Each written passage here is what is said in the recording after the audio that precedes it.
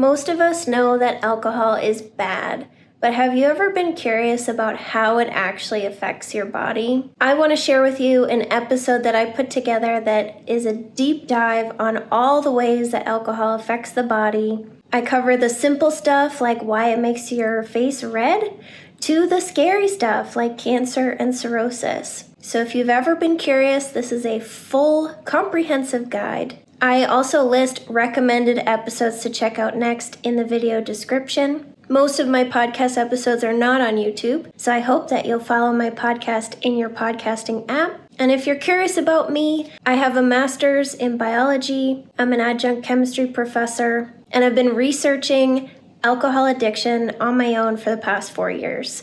So I share everything that I'm learning in my podcast, and I also help people manage their stress, negative emotions, and anger in sobriety. So enjoy the episode. I'm curious to hear if you learned anything new, and here we go. Welcome to the Sober Powered Podcast. I'm your host, Jill, and this episode is a deep dive into how alcohol affects the body. This episode is not meant to scare you, just to inform you about all the things that you may be experiencing, because often we don't know that alcohol is the cause or a main contributor. I designed this episode to be the most comprehensive episode on how alcohol affects the body that has ever been released. Plus, it's coming from a sober person who knows from personal experience. If this episode helps you, then I would really appreciate you sharing it to help me spread the word and get this information out there and spread the word about the sober community. And with that, let's dig in.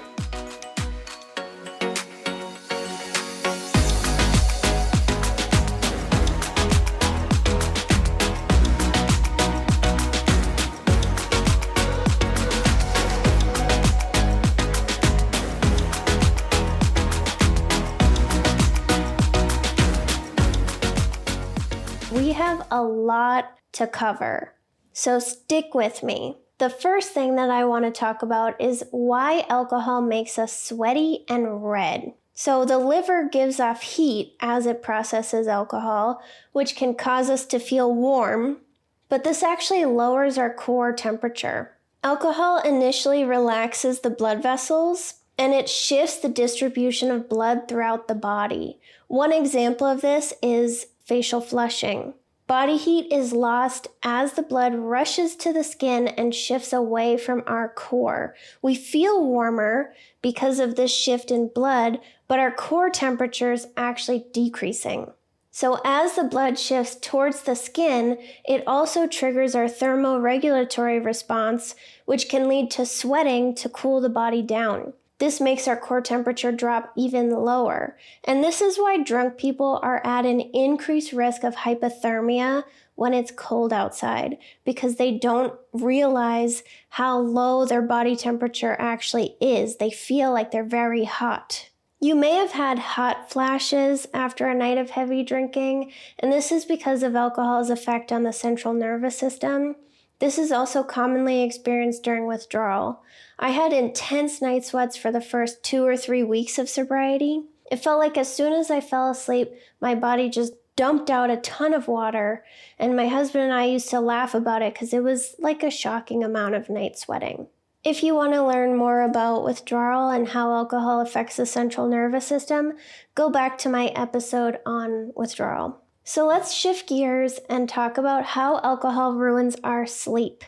So I talked about alcohol's impact on sleep when I explained the 3 a.m. wake up, but briefly, when we drink alcohol as a sleep aid, it does help us fall asleep quicker, but it actually suppresses REM sleep, reduces our total sleep time, and causes us to wake up frequently.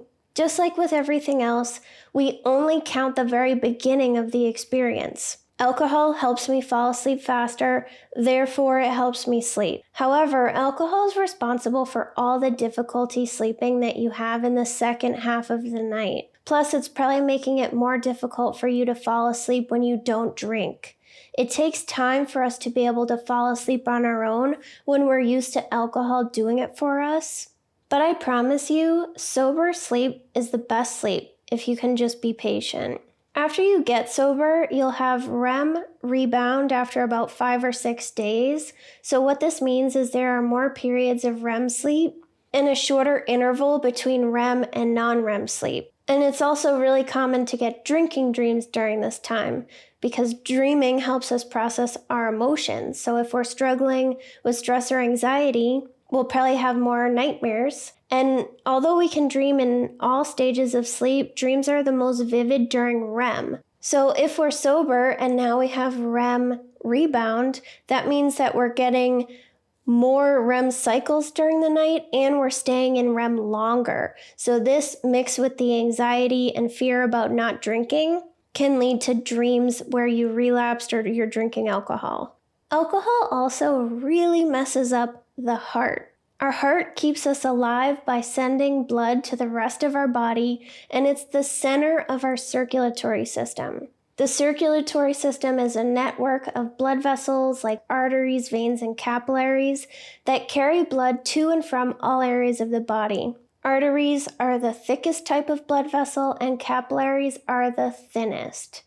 The problem is heavy, frequent drinking can actually cause capillaries to burst in the face, making us look red. So if you've ever seen someone with that characteristic broken blood vessel heavy drinker face, then that's why that happens. It's from pressure buildup. Arteries are the thickest type of blood vessel, so they can endure the highest amount of pressure. Capillaries are the thinnest, and as the pressure builds from too much alcohol, they burst. What blood pressure is it's the force of the blood pushing against the walls of the arteries as the heart pumps blood through the body. So when you go to the doctor, you get your blood pressure as 2 different numbers. The top number is systolic pressure, which is the pressure when blood is pumped out of the heart. So the pressure here on our arteries is higher. The bottom number is the diastolic pressure, and this is the pressure between heartbeats as the heart is filling back up with blood. So the pressure on our arteries is the lowest at this time. Healthy blood pressure is usually less than 120/80. High blood pressure means that the heart has to use higher pressure to push blood from the heart into the body. And this condition can damage our blood vessels over time, which can eventually become dangerous. When I was drinking, my blood pressure was like 135/85, and my resting heart rate also increased to the mid-80s. Once I quit drinking, my heart rate dropped pretty quick down into the 60s and 70s, and my blood pressure is now typically 105/60. That's a huge difference from before, and I didn't realize how bad that was making me feel. Low levels of alcohol can act as a vasodilator, meaning that it expands the blood vessels, and that's why you shouldn't drink before getting a tattoo. But heavy drinking will actually cause the body to release hormones that constrict the blood vessels, meaning that the heart has to work harder to do its job. And that's what leads to high blood pressure. And when you repeat this process many times over, the capillaries can lose their ability to contract and they can burst, causing that characteristic red face look. I was terrified of getting that look in my face, that broken blood vessel look, but that didn't stop me from drinking. A 2012 meta-analysis that looked at 16 different studies on the effect of alcohol on the risk of hypertension found that 1 to 2 drinks per day significantly increased the risk of high blood pressure in women, and 3 or 4 drinks a day increased the risk for men. A 2014 study looked at the prevalence of pre-hypertension, which is blood pressure that ranges from 120/80 to 139/89. And they found that 52% of male drinkers and 29% of female drinkers had pre-hypertension. The thing is here, high blood pressure, even just by 2 millimeters of mercury, increases mortality from stroke by 10% and from coronary artery disease by 7%. High blood pressure can cause thickening and hardening of the arteries, which is a risk factor for heart attack and stroke.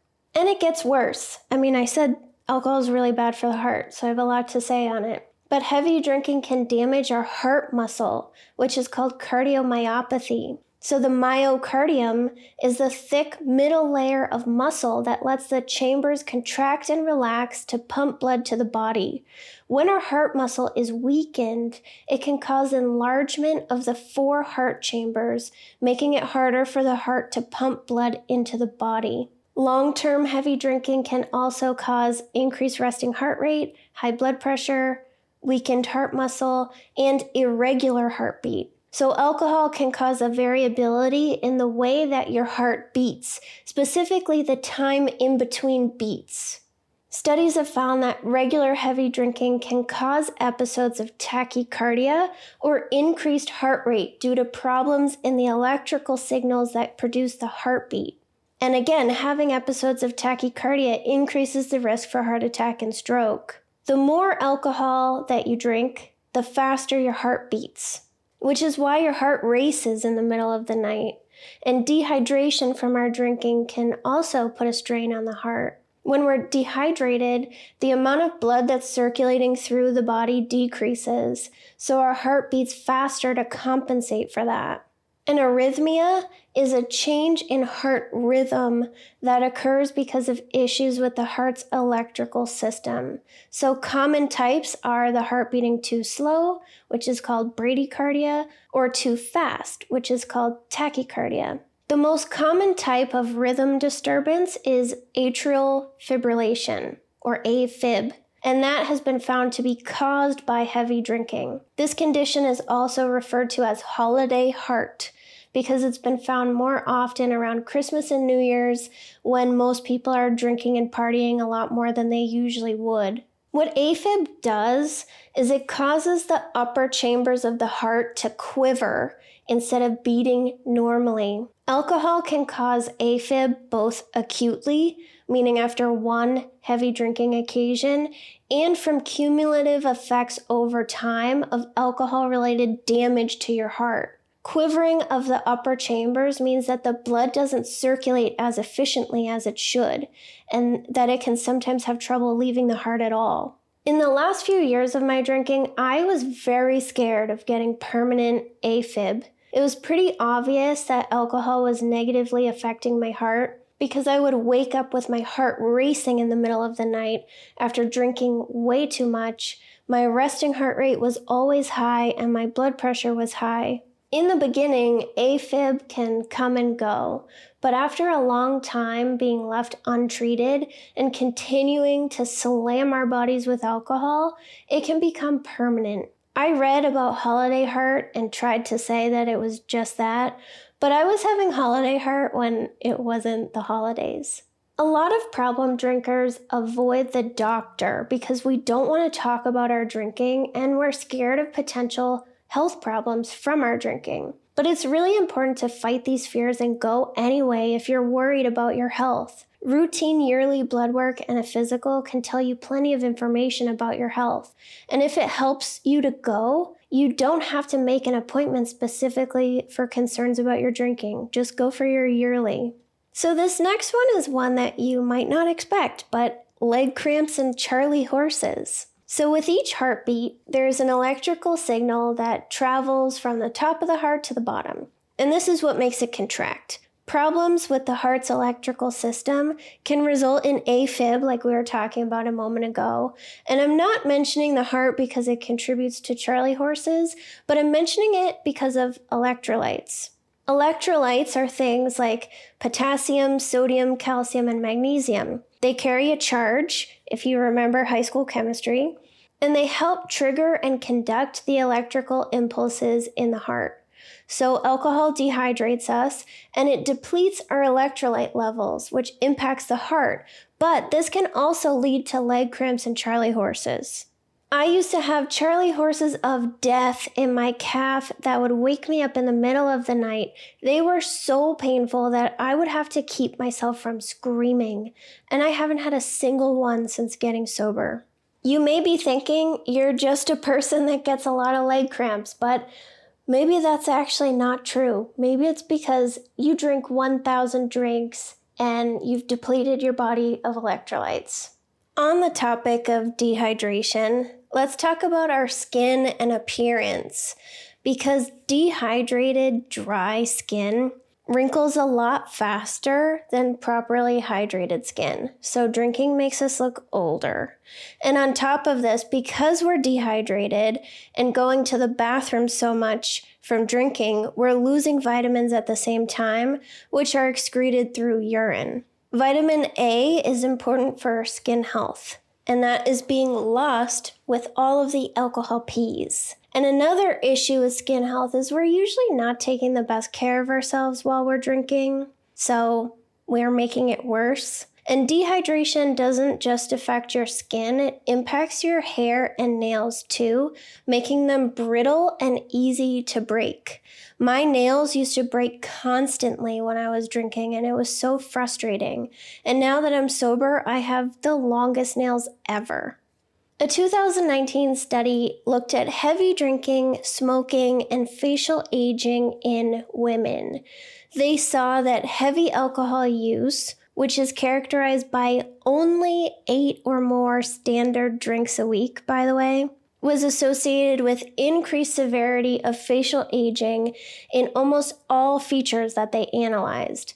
They looked at forehead lines, the lines that form between our eyebrows, your 11s, crow's feet, under eye puffiness, tear troughs, which are when the under eye area gets hollow, so the opposite of puffiness, mid-face volume loss, nasolabial folds, or the parentheses that form around the mouth, the lines that form on the corners of the mouth, lip fullness, and visible blood vessels on the cheeks. The facial areas that had the most significant aging in heavy drinkers versus women that didn't drink were forehead lines, crow's feet, the lines between the eyebrows, mid-face volume loss, lines on the corners of the mouth, and visible blood vessels on the cheeks.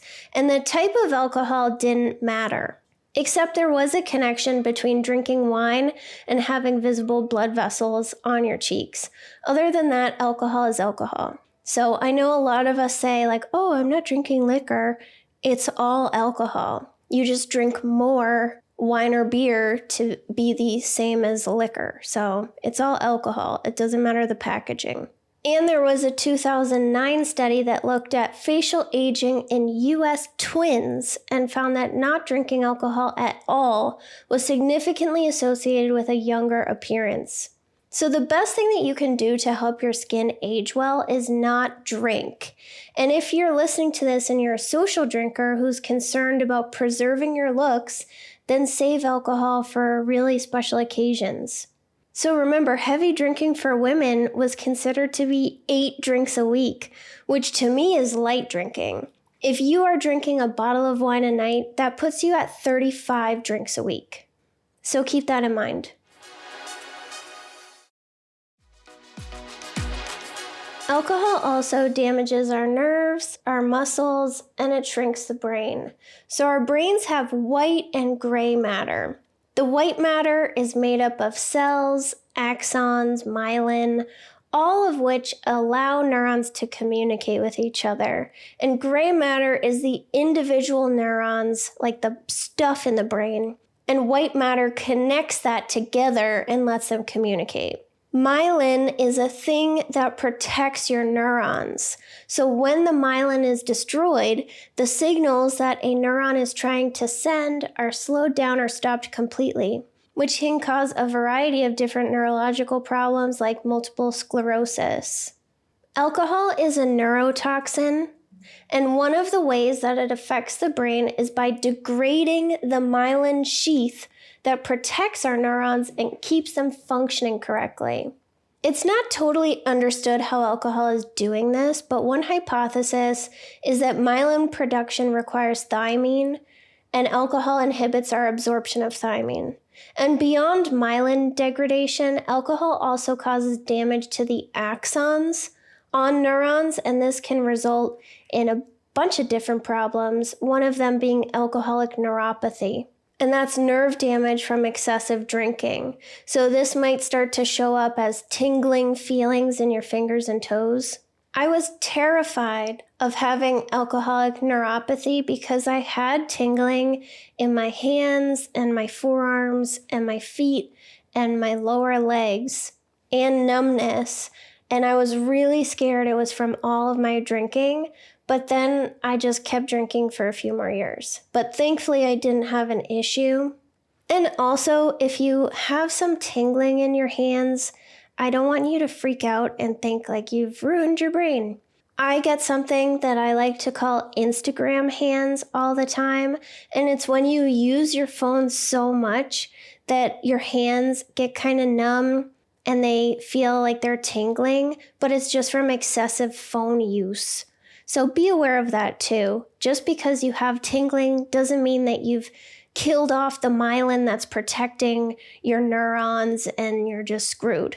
On the muscle side, alcohol also negatively impacts our fitness goals because it reduces muscle protein synthesis, or the ability to build muscle. And it also makes it more difficult to lose body fat because alcohol takes priority over everything else because it's a poison. So when you're drinking a lot of alcohol, your body is going to devote as many resources as it can to processing and getting rid of the alcohol.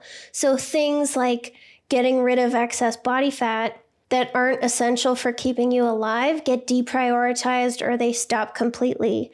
And a lot of the things that are required to help us break down and get rid of body fat, like a cofactor called NAD, is also required for the breakdown of alcohol. So if you're drinking a bunch of alcohol all the time and you have fitness goals, then all of these resources that should be helping you reach your goals are being reprioritized to breaking down all the alcohol that you're drinking. So it's not just like a straight up calorie thing, although that obviously matters, but it's more about the way that alcohol slows down our metabolism and sucks up all the resources. Alcohol also impairs the stomach's ability to absorb nutrients, and it irritates the digestive tract, probably making it even less able to absorb nutrients. And I'll talk more about gut health later in this episode, but this could lead to vitamin deficiencies and a decreased absorption of protein, which would negatively impact your ability to build muscle after working out. So you could be doing all the things right, eating all of the protein and healthy food, working out, doing your cardio, and you're seeing very little or no results at all. And it's because you're blasting yourself with alcohol and undoing all of your progress. Skeletal muscle dysfunction is very common for people that struggle with alcohol, and a couple of studies from the early 2000s found that alcoholic myopathy occurs in about 50% of all chronic heavy drinkers. So alcoholic myopathy is muscle damage from alcohol. Symptoms here would be loss of muscle or atrophy, cramping, stiffness, muscle twitching, sensitivity to heat, and darkened urine. Chronic heavy drinking also makes our brains atrophy and stop working, not just our muscles. We can't think clearly and we can't use our executive functioning skills. One of the ways that this happens is by shrinking the brain and reducing gray matter. When your brain shrinks, it can't work as well. So when your brain shrinks, it means that there are fewer connections between neurons, which changes the way that the brain communicates with itself and the body. A 2020 study published in Scientific Reports looked at 300 people between the ages of 39 and 45. This study found that even moderate drinking, which would be 14 or less drinks for men, 7 or less for women, per week, not per day, resulted in a lower brain volume. Our brains will naturally shrink as we age, but starting this process earlier puts you at much higher risk for dementia. About 1 in 10 people with dementia have some type of alcohol-related brain damage, and in people with early onset dementia who are younger than 65, 1 in 8 have alcohol-related brain damage. But it's estimated that the real number is much higher because so many people do not get treatment for alcohol addiction or share about it. So again, alcohol shrinks the brain because it dehydrates us. So when the brain is dehydrated, it shrinks. But in sobriety, this can be reversed, and your brain and the neurons in it can start to grow and heal and spread out, and you can form all of these amazing connections, and everything can get better. The next thing that I want to talk about is energy and fatigue. And this might be the one good thing that alcohol does for us. It's energizing, which is why we drink it. So at the end of a long day, we feel so depleted that we need a boost from alcohol to just keep on living and doing the day. Some people will also use alcohol to get energy to clean. Like with everything else, whatever you use alcohol for, you get a payback worse than the initial feeling that drove you to drink. A common complaint in early sobriety is fatigue. We feel tired all the time and annoyed because we expect to feel amazing right away. Yes, alcohol has calories, so it does provide our body with energy, but it actually does it in a more complex way than you think. I used to come home from work exhausted, and as soon as I got a little bit of wine in me, I became energetic and happy again. I used to call it wine energy, and I told my coworkers that alcohol was my fuel. How cringe. But this is a real thing, and it comes from the way that alcohol is metabolized. So alcohol is processed by two enzymes. The first one, alcohol dehydrogenase, converts ethanol into acetaldehyde, which is actually 10 times more toxic than alcohol. And I'll cover more about this in the next episode when we get to the scary ways that alcohol affects the body. The second enzyme, aldehyde dehydrogenase, converts this molecule into acetate. So most of the acetate that the liver produces is released back into circulation, and then it can quickly enter the brain. Acetate is similar to acetic acid, which is basically vinegar, by the way. So chronic heavy drinkers will have elevated acetate levels for about 24 to 48 hours after their last drink. Our brain normally uses glucose as an energy source, but it can actually start using acetate as an alternative. And that's why you feel energized when you drink. Studies have shown that alcohol will actually decrease the brain's use of glucose and can lead to hypoglycemia. Chronic heavy drinkers will likely always have high levels of acetate since levels remain elevated for a day or so after our last drink. And one study found that even after 48 hours of sobriety, the baseline levels of acetate in the blood for heavy drinkers were more than twice the level of light drinkers. And again, heavy drinkers in this study drank about 8 drinks a week, so that's not even heavy drinking. The light drinkers drank a max of 2 drinks a week. High levels of acetate in the brain cause all sorts of problems, like inflammation, which causes damage over time. And the brain can actually become dependent on acetate as an energy source, making withdrawal even worse. This makes it harder to quit drinking because all of a sudden, we have a lack of acetate for energy. This can lead to exhaustion, which makes it really hard to stay sober. But based on what I've seen from the Living a Sober-Powered Life community, people stop complaining about fatigue around 2 months sober. This doesn't mean that it's completely gone for everybody, but there has been enough improvement that it's not a topic of discussion anymore.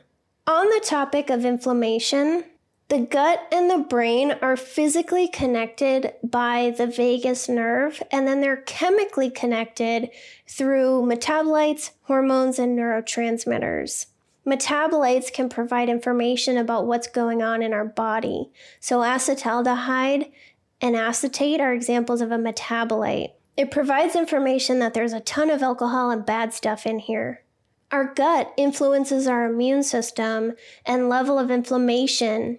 And several studies in humans have found that the bacteria in our gut play a critical role in how our brain functions, in our mood, and how we behave.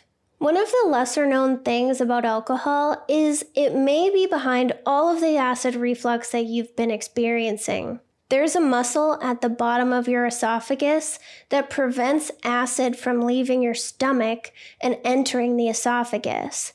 Alcohol will actually relax this muscle so it can't do its job as well as it normally would, which is why many drinkers will struggle with heartburn. When you quit drinking, this can improve quickly, even in the first month.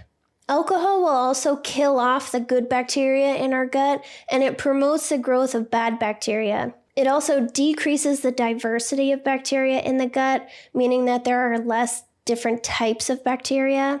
So the gut microbiome is all the little microorganisms that live in the intestinal tract. There are about 10 times as many bacterial cells in your gut as human cells in your entire body. So they're really important little guys. Our gut is responsible for a lot of different areas of our health, not just digestive health. It also impacts our immune system, hormonal system, our mood, and our brain. The more microbial diversity that we have, the better it is for our health. Our mouth also has a microbiome, and heavy drinkers are much more likely to have gum disease, plaque, and tooth decay. And several studies have found that heavy drinkers are more likely to experience permanent tooth loss. Just like with how we don't wash our face and do skincare, most of us are lucky if we just brush, but we're not flossing or doing a whole routine because it just doesn't matter, or we're too drunk to care. A 2018 study published in Microbiome found that heavy drinking impacts the mouth's microbiome, which can have a negative impact on gum health and increase the risk of gingivitis. And this is because besides killing off bacteria, alcohol dries out the mouth and it's acidic, which allows more plaque to develop on your teeth and promotes the buildup of bad bacteria. I mentioned inflammation. So inflammation can start in our gut and then spread through the entire body. And alcohol also causes inflammation in the brain. So when we drink, alcohol first goes to the gut, and then it gets absorbed into the bloodstream and in the upper intestines, and that's how it gets to the liver. Alcohol can be metabolized in other locations too besides the liver. And the metabolism of alcohol in the intestines promotes chronic inflammation. This can actually change the cells in the GI tract and lead to increased permeability, meaning stuff can get into your bloodstream that normally shouldn't. And this can all have an impact on our mental health too, because serotonin, which is a neurotransmitter commonly associated with mood, is mostly produced in the gut. So if your gut health is terrible, then what do you think that is doing to your mood? So I mentioned a minute or so ago that the brain and the gut communicate through the vagus nerve. And this allows the brain to influence GI activities and the immune system, and then lets the gut influence mood, cognition, and mental health. Basically, the vagus nerve is sending information to the brain about how the body is doing. When alcohol is messing up our digestive system, incorrect information is sent to the brain. The vagus nerve is like a controller for the relaxation and digestion systems in our body, and when it doesn't work properly, it can lead to more anxiety and trouble digesting food or extracting nutrients from food. The good news is, though, that the body heals a lot faster than the brain. Studies on drinkers in recovery have found that 19 days is enough time to see a rebound of good bacteria in the gut, and after about 3 weeks, intestinal permeability has returned to normal. But like I said, the brain takes longer to recover, and a lot of us experience brain fog both in our drinking and during sobriety. Brain fog is just a lay term that we use to describe cognitive difficulties. You can have brain fog from lack of sleep or poor nutrition, but one of the main causes is chronic inflammation of the brain. Inflammation of the brain has consequences, and it impacts how the brain functions. It slows down our perception, processing speed, learning, ability to store information and memory, and our decision making. And if that's not bad enough, brain fog will often come with extreme fatigue and just generally feeling overwhelmed. So you feel awful, you can't think clearly, and you're less capable of thinking things through. All things make it easier to drink again. Over time, alcohol will change the structure and the function of the brain. I mentioned that chronic heavy drinking shrinks the brain by causing brain cells to release water. Even moderate drinking shrinks the brain. That makes it harder for the brain to work.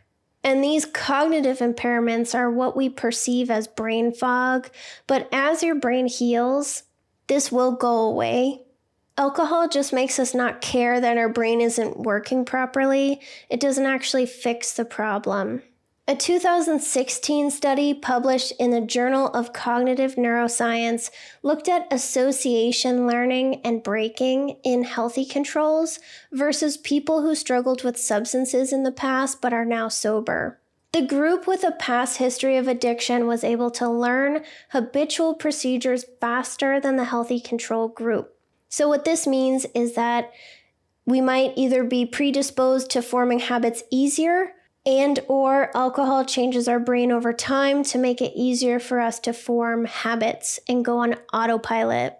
Something might start out as goal-directed behavior, like drinking wine at night to unwind, but it quickly transforms into an automatic behavior, like drinking at night even though it causes you to wake up at 3 a.m. with anxiety and then hate yourself the next day. Preservative errors are what happens when there's a rule switch, but we continue to apply the same old rules.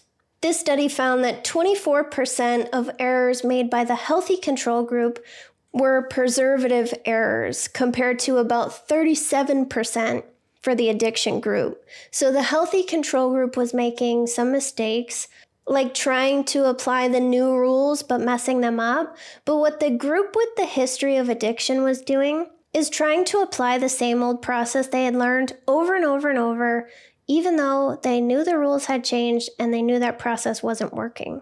So when we drink a lot regularly, we can learn new things fine, but we can't really modify what we're learning. We get stuck in automatic habitual behaviors even when we have proof that what we're doing isn't right or good for us. Drinking can also cause low cognitive flexibility, which makes us more reactive to stimuli in our environment instead of being in control of our own behavior. So that would mean that if you have low cognitive flexibility, things in your environment have a much greater influence on your behavior than the actual outcome of the behavior. So where most people will weigh the pros and cons and determine what they want to do, problem drinkers will think less of the potential outcome of their drinking and more on what's going on around them in that immediate moment. They're reactive, not proactive, and problem drinkers cannot really think of the future. Other impacts on memory and cognition. There was a 2019 study published in Frontiers in Psychiatry that looked at hungover people, and they found that they had significantly more memory issues and a greater severity of these symptoms compared to people that didn't have a hangover. They scored lower on an executive functioning task, which involves remembering words, and they performed worse in a memory task that involved them trying to remember to write things down as they watched a video, also called prospective memory. The non-hangover group was also a bunch of heavy drinkers. They just weren't hungover in that moment. Prospective memory is important. It's our ability to plan and remember to execute a certain behavior in the future, like remembering to meet your friends, take your medications, or do certain things in order. It could also look like forgetting what you wanted to say mid-sentence, telling someone the same story that you already told them, or forgetting where you put something. Other studies on hangovers have found deficits in the ability to sustain attention, what your brain decides to pay attention to, slower choice reaction times, reduced short-term recall, and impaired working memory. If you're spending a lot of time hungover, imagine how compromised your brain is. There was also a 2003 study that looked at the impact of how much we drink on our memory. So they looked at prospective memory in heavy drinkers, low drinkers, and non-drinkers. Heavy drinkers reported more than 30% of memory-related issues compared to someone that didn't drink, and about 25% more issues than people who drank only small amounts of alcohol. The heavy drinkers were more likely to miss appointments and important things like birthdays, or forget to pay bills on time. They forgot whether they'd done something or not, like if they locked the door or turned off the oven. And they forgot where they put their keys. These are small things, but they can really impact your day, your stress levels, and how you feel about yourself. What's important to know here is alcohol impacts basically the whole body. It damages the entire brain and all brain functions. And you may think it's just hangovers and feeling bad about yourself, but alcohol is actually changing you. It makes you feel like crap all the time, and it changes the way that you think and behave. It prevents us from showing up as our best selves. It makes us forgetful and not able to think things through, so then we make decisions that cause us shame and regret. But the good news is when you stop drinking, the body and brain heal. So about 20% of the alcohol that you drink is absorbed by the stomach lining, and it can reach the brain in only a minute. The remaining 80% passes into the small intestine before entering the bloodstream. Once it's in the blood, alcohol will visit many of the organs in the body. The heart pumps it throughout the whole body, while the liver works on breaking it down into carbon dioxide, water, and energy, which can all be used or eliminated. The liver can process 1 standard drink per hour. If you drink beyond what your body can process, then it remains circulating through your body and in your tissues until it can become processed and eliminated. And that's what makes us feel drunk, alcohol in the bloodstream. 1 standard drink is a 12-ounce glass of beer. That's 5% alcohol, a 5-ounce glass of 12% wine, or a 1-ounce shot of liquor. Most people will underestimate how much they're truly drinking. If you measure out 5 ounces of water in a wine glass, you'll see how small that actually is. Just like portion sizes have been warped at restaurants, the same is true for the glass of wine that they bring you. And likewise, many wines, especially reds, are much more than 12%. And many beers are much more than 5%. The portal vein runs from the intestines into the liver, which is why so much alcohol is processed there. It brings blood from the digestive system into the liver, where it filters out toxins, processes nutrients, and returns the blood back to circulation. Alcohol, also known as ethanol, can be metabolized in a few ways, but the most common pathway involves 2 enzymes, alcohol dehydrogenase and aldehyde dehydrogenase.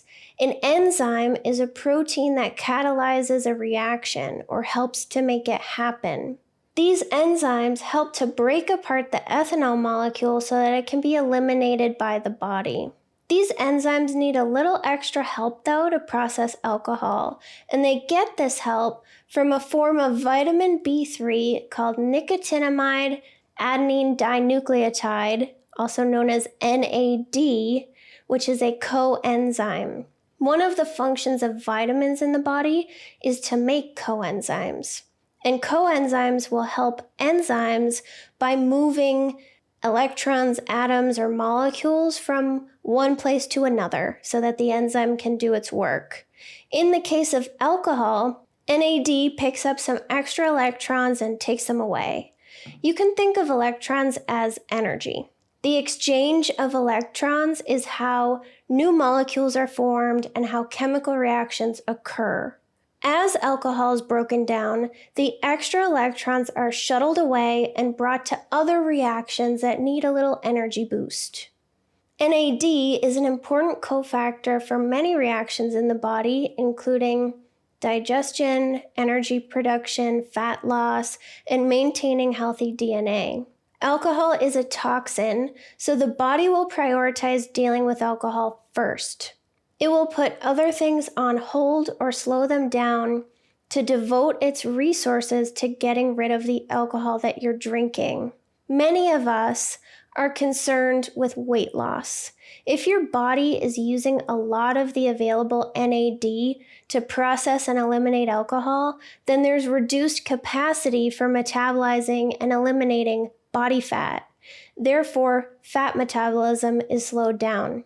It's not simply the excess calories in alcohol that promotes weight gain. It's also the decreased availability of the coenzyme NAD that prevents reduction in fat. In my experience, I was doing a lot of stuff right to try to lose weight for 5 years, but I only gained and lost the same 1 pound. But when I quit drinking, I finally started to see progress. My body was able to process and eliminate the extra body fat that I carried around because it wasn't constantly focused on processing alcohol. Weight loss should not be your only goal, though, and sometimes it's delayed for people, so please focus on not drinking first. So let's talk about the main pathway that everybody uses to process alcohol, and it involves those 2 enzymes that I just mentioned. So in the first step, alcohol dehydrogenase converts ethanol into acetaldehyde in the liver, which is a highly toxic substance. It's actually 10 times more toxic than ethanol, which is already bad, and it's a known carcinogen, meaning it causes cancer. Then, the second enzyme, aldehyde dehydrogenase, converts this into acetate, which can then be broken down into water and carbon dioxide and released.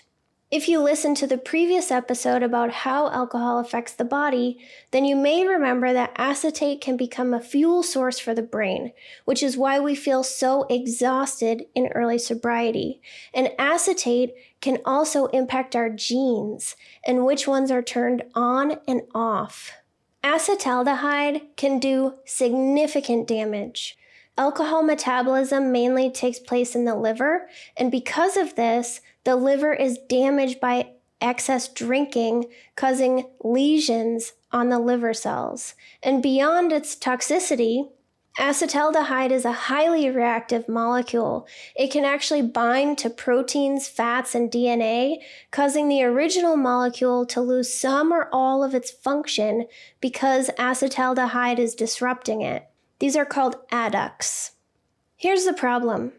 If you drink heavily long term, the liver gets overwhelmed, and it can't process all the alcohol you're drinking. So 2 other pathways can turn on for problem drinkers. The second pathway is called the microsomal ethanol oxidizing system, or the MEOS. Part of this pathway is turning on one specific gene, cytochrome P450E21. The issue with this pathway is it's not supposed to be turned on. So it generates reactive oxygen species like hydrogen peroxide, superoxide, and hydroxyl radicals. Free radicals are a commonly discussed topic and the benefit of antioxidants. Free radicals do many harmful things to the body, like promoting aging, damaging DNA, and causing things like cancer and diabetes. One way that we get free radicals is through excessive exposure to UV light or tanning. This will damage DNA and can result in skin cancer. Free radicals are also produced by the metabolism of alcohol in the MEOS pathway. Normally, there's a balance between free radical production and antioxidant removal, but alcohol consumption offsets this balance and the free radicals start to build up. Cytochrome P450E21 exists in many different tissues in the body, including the brain, heart, lungs, and in some immune cells. Chronic heavy drinking has been shown to cause the development of many different cancers in the body, due in part to the high level of free radical generation from this pathway turning on. Remember, it's not supposed to be on. The third pathway that turns on for chronic heavy drinkers takes place in the pancreas. And this is why some chronic drinkers may also cause damage to their pancreas, resulting in pancreatitis or diabetes. The pancreas is not meant to be processing alcohol, so because it's not supposed to be turned on, it's not designed as well as the normal pathway, and that's why the pancreas gets damaged. Women specifically will tend to have more negative health-related issues compared to men, or they will experience them much sooner. Alcohol is a very small molecule, and it can exist in both water and fat-based environments. It's able to freely pass into many cells of the body. Women will get drunk faster than men because women are usually smaller. They typically have a higher body fat percentage than men and have less overall body water. Alcohol can hang out in body fat, but water will flush it out. So having more fat and less water makes alcohol leave the body slower. On top of this, women produce less of the enzymes that break down alcohol. So women that are problem drinkers will typically have more problems than men do with their health. Between 2000 and 2015, cirrhosis death rate shot up by 57% for women compared to 21% for men in the 45 to 64 year age group. And for adults that are 25 to 44, cirrhosis death rates increased by 18% for women and decreased by 10% for men. We used to think of cirrhosis as an old man disease that old men who drink a bunch of beer for decades get, but women even in their 30s are dying from cirrhosis, and I'll cover that shortly. So now that we know how alcohol is processed in the body, we can talk about why it causes cancer. The way that alcohol contributes to oral, esophageal, liver, and colon cancer is somewhat intuitive because we know that alcohol visits all of those places. But it also increases the chance of developing breast cancer by about 7 to 10% per standard drink consumed daily. And remember, a standard drink is 5 ounces of wine. One bottle is 25 ounces, or 5 drinks. So think of how much the risk of breast cancer increases if you drink a bottle of wine a day. Most alcohol is processed in the liver by the 2 enzymes that I was discussing, but there is some alcohol dehydrogenase present in other tissues, like the breast. So this would mean that a little alcohol can be processed in other areas of the body, and acetaldehyde can be formed in breast tissue where it's able to form adducts and cause a bunch of damage. A carcinogen is a substance that's capable of causing cancer. When something is labeled as a carcinogen, it's because it's been extensively studied. Alcohol has been labeled as a group 1 carcinogen, meaning there is enough evidence to say with certainty that it causes cancer in humans. Tumor suppressor genes are protective genes that limit cell growth by controlling how fast cells divide into new cells, repairing damaged DNA, and controlling when a cell dies. When a tumor suppressor gene mutates, there are no controls on cell growth or death anymore, and the cell can become cancerous and grow uncontrollably. Tumor suppressor genes that you may have heard of are breast cancer genes, BRCA1 and 2, and P53. Mutations in BRCA1 and 2 genes increase a woman's risk of developing breast cancer and ovarian cancer, and a man's risk of developing prostate or breast cancer, and increase the risk of developing pancreatic cancer and melanoma. The other tumor suppressor gene that I mentioned was P53, and more than half of all cancers involve a mutated P53. Remember, I said many of these tumor suppressor genes also help to repair DNA. So if there's a problem, then DNA mutations can't get fixed and can eventually turn into cancer. Cancer risk can be inherited, but it can also be acquired by environmental factors like drinking alcohol, smoking, too much tanning, or exposure to pollutants. So our carcinogen is something that can cause cancer, but it won't always cause cancer. It does this by doing things like changing a cell's DNA or causing cells to divide quicker than normally. The International Agency for Research on Cancer is part of the World Health Organization, and one of their roles is to identify causes of cancer. So they looked at over 1,000 potential carcinogens and grouped them. A group 1 carcinogen is carcinogenic to humans. Group 2A is probably carcinogenic to humans. Group 2B is possibly carcinogenic to humans, and Group 3 is not classifiable. There are a little over 100 Group 1 carcinogens, and remember, alcohol is one of them. The IARC identified alcohol consumption and the acetaldehyde that's produced in the breakdown of alcohol as carcinogenic to the oral cavity, pharynx, larynx, esophagus, colorectal, liver, and female breast.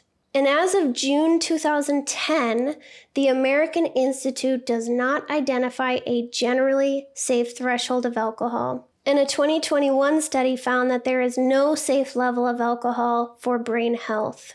Many epidemiological studies have found a correlation between drinking alcohol and getting cancer. All types of alcohol increase the risk. It's not just people that drink liquor. I think that we often believe that since we only drink beer or wine, we're not that bad. But it's the amount of alcohol that you're drinking that matters, not what it looks like or how it tastes.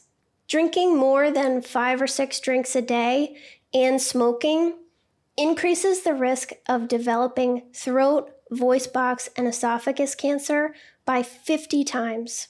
And like I said earlier, alcohol is converted into acetaldehyde by an enzyme called alcohol dehydrogenase. There are 7 different genes that encode for alcohol dehydrogenase enzymes that result in different activities. Some can be 40 times more active than others.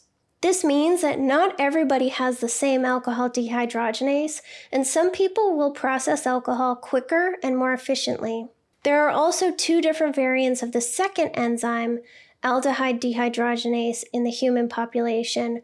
One has very low activity and one has higher activity. The low activity variant is present in a large population of East Asians, and this is why many can't drink. As they drink alcohol, acetaldehyde is produced, and then their second enzyme doesn't work very well, causing the acetaldehyde to accumulate and make them feel terrible.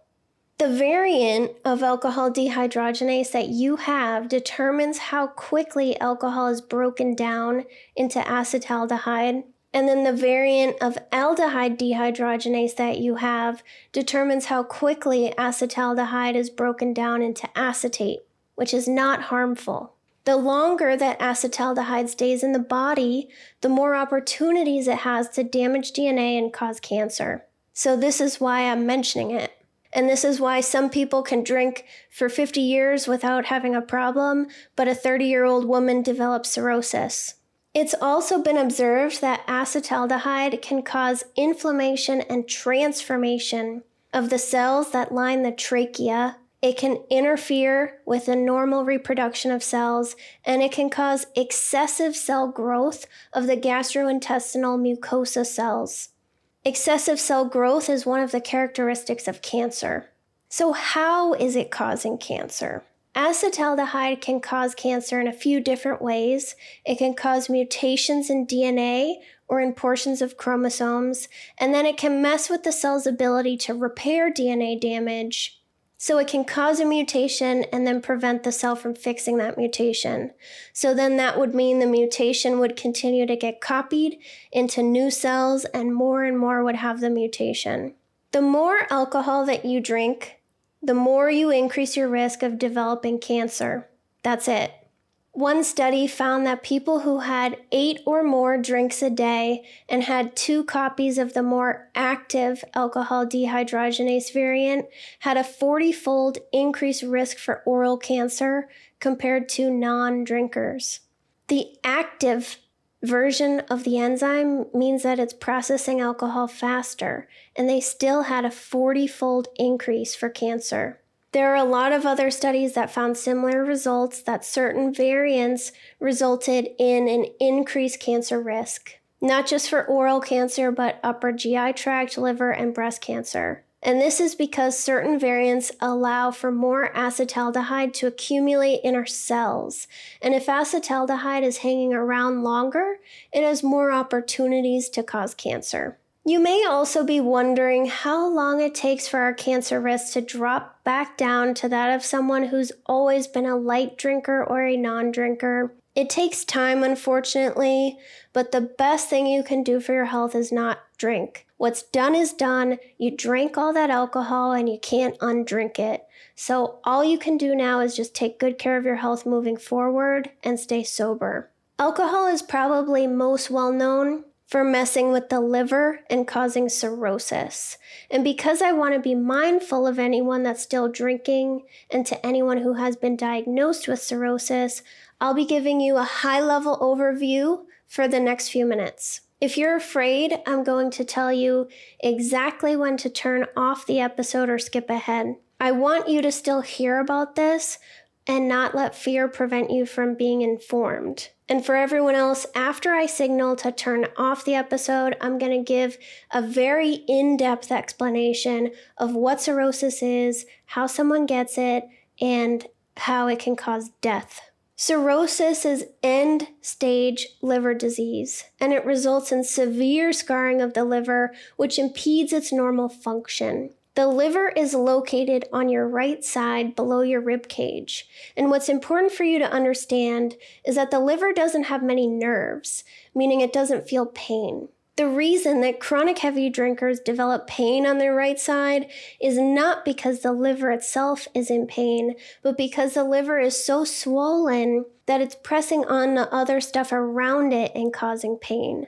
So by the time you begin to feel lower right side pain, it's important to go get help. According to the NIH, cirrhosis is caused by regularly drinking excess alcohol for 10 to 12 years. Excess alcohol is defined as more than 2 drinks per day for women and more than 3 a day for men. However, as we know, genetics has a major impact on the development of cancer and cirrhosis. Some women will get cirrhosis in their 30s, while other women can drink heavily for their entire lives without ever developing the condition. But you probably shouldn't test it.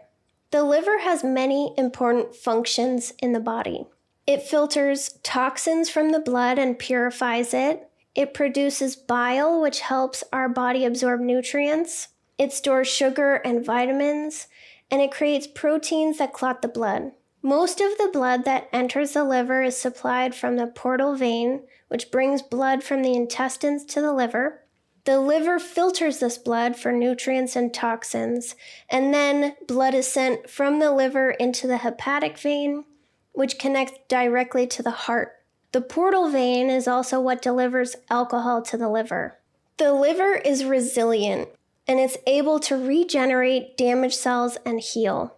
Studies in rats have shown that when 75% of the liver is removed, it's able to regenerate in only a week or 2. Liver cells are able to become activated upon stress and damage, and then they divide to repair the damage. But they're only able to do this a certain amount of times. There are liver stem cells called oval cells, which are located in an area of the liver called the canal of Herring. When liver cells stop being able to divide and replace dead cells, these oval cells activate and regenerate the liver. But the liver is only able to take so much, and once the stem cells in the canal of Herring are destroyed, the liver cannot repair itself anymore. Every time you drink alcohol, some of your liver cells die. So like I said, the liver can regenerate, but after long-term heavy drinking, the liver starts to get permanently damaged. The first stage of liver damage is fatty liver, where fat is deposited in the liver from our drinking.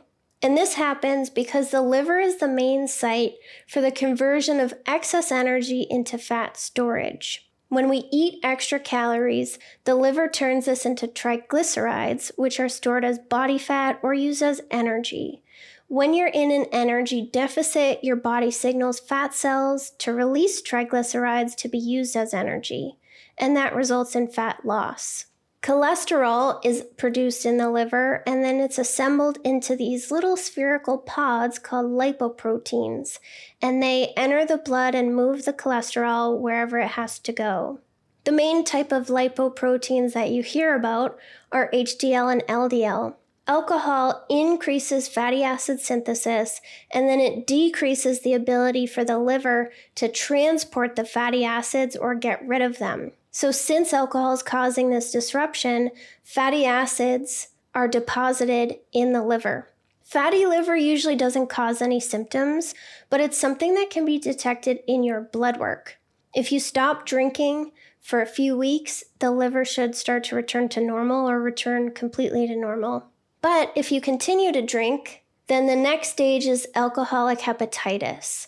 And this is where more liver cells die and are replaced with scar tissue. This causes inflammation and swelling of the liver, which is when a drinker may begin to detect that something isn't right because they have that lower right side pain. Symptoms at this stage would include stomach pain, jaundice, fatigue, nausea or vomiting, weight loss, and fever. Bilirubin is a red-yellow byproduct of the normal breakdown of old red blood cells, which the liver converts into bile so then it can be removed from the body as waste. If your liver isn't working correctly, then you may have a buildup of bilirubin in the blood. And when the liver becomes so damaged that it gets swollen, this swelling prevents bilirubin from being removed from the liver. That's what can be detected in your blood work. If you're diagnosed with alcoholic hepatitis, you need to stop drinking immediately. At this point, most or all of the damage can be reversed if you just stop drinking and never drink ever again. If someone continues to drink, liver damage progresses into cirrhosis, which is permanent.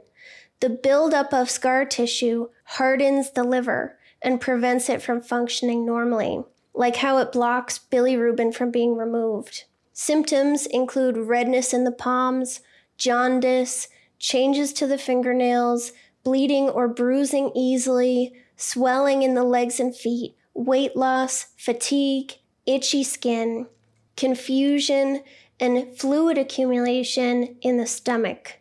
While cirrhosis is not reversible, stopping drinking immediately will prevent the damage from getting worse.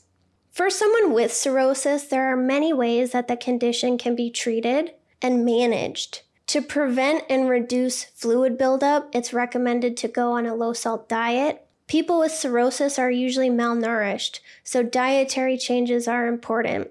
Additionally, damage to the liver prevents it from storing glycogen as energy, which is a stored form of glucose.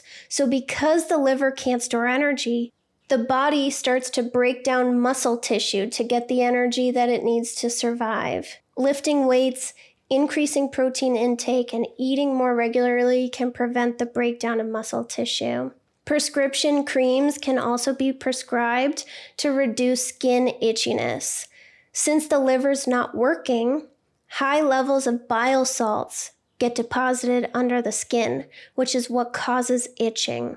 The swelling and buildup of scar tissue in the liver prevents the portal vein from bringing as much blood in as it should, and this causes a backup of blood into the portal vein, increasing the pressure exerted on this vein and leading to portal hypertension. There's medication that can help manage that. Otherwise, it becomes a dangerous complication, which I will discuss in a bit.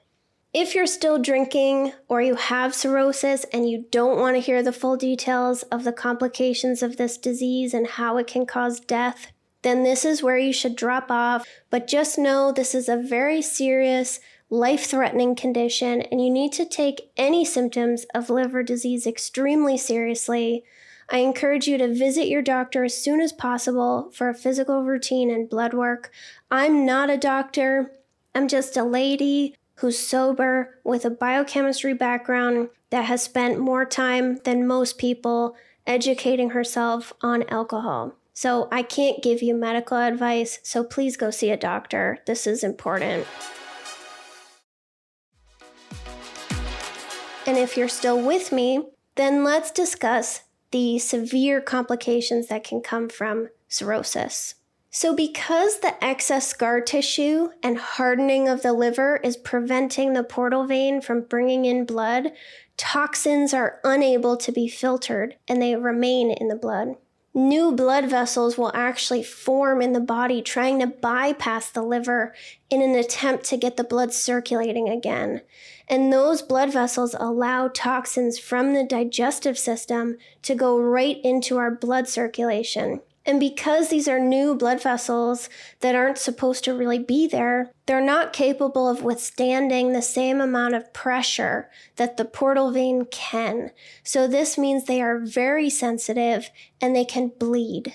The backup of blood and pressure in the portal vein has to go somewhere. So the liver connects to the digestive system and to the heart.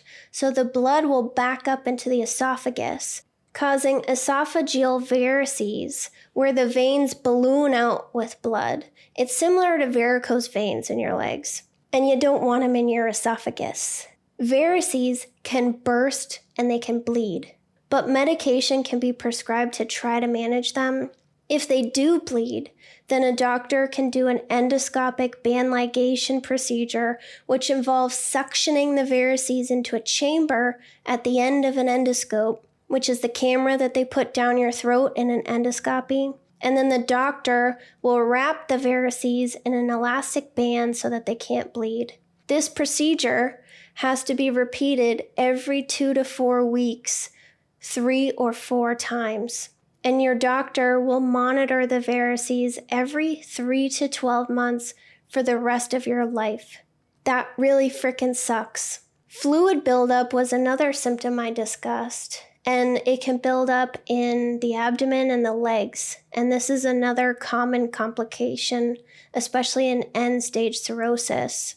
There are medications to treat this, and going on a low-salt diet will help. Fluid buildup in the abdomen is called ascites, and it can become infected with bacteria. Treatment includes antibiotics, or in severe cases, the fluid has to be removed. Fluid buildup occurs because the portal vein is blocked and there's higher portal vein pressure. So like I said, the liver's not functioning and it can't remove toxins from the blood. So they build up and then they can enter the brain. This can cause a condition called encephalopathy, where the person would experience extreme confusion, fatigue, and trouble concentrating. The main treatment for this is to take laxatives to remove the excess toxins that way. So compared to having endoscopic band ligation every couple weeks and then monitoring your esophagus for the rest of your life, I guess taking laxatives is probably the easiest way to manage the condition that we've talked about. Another role of the liver is to make proteins that help with blood clotting. So there's also a risk of severe bleeding for people with cirrhosis, and that's a reason why varices can be so dangerous, because they won't clot. The liver also processes a lot of different medications, so a person with cirrhosis will be sensitive to medication and may not be able to take certain things.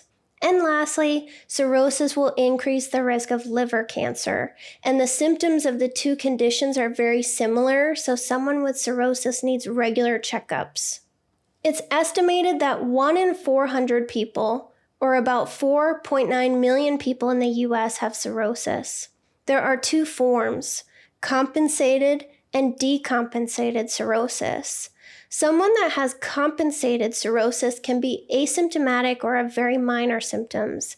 The life expectancy is over 12 years. Someone with decompensated cirrhosis is experiencing symptoms and complications, and the doctors will use a scoring system to determine how severe their cirrhosis is and what their life expectancy is. The Child-Turcotte-Pugh system is a point-based scale, and points are given based on the following symptoms and their severity: fluid buildup in the abdomen, dysfunction in the brain, albumin levels, which is a protein that's made by the liver, bilirubin levels, and blood clotting time. Albumin and bilirubin are usually checked in routine blood work. So again, really encourage you to just go to your yearly checkups. So based on someone's score, they're put in a class. Class A is for 5 to 6 points, Class B 7 to 9, and Class C 10 to 15. Class A is compensated cirrhosis, Class B is early decompensated cirrhosis, and Class C is late decompensated cirrhosis. 30% of patients with Class B cirrhosis do not survive past 2 years, and 62% of people with Class C cirrhosis do not survive past 2 years.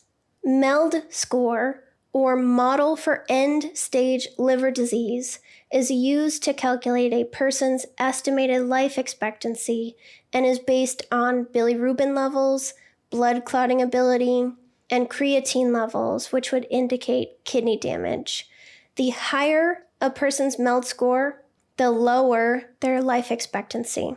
For example, someone that has a score below 9 has less than a 2% risk of mortality.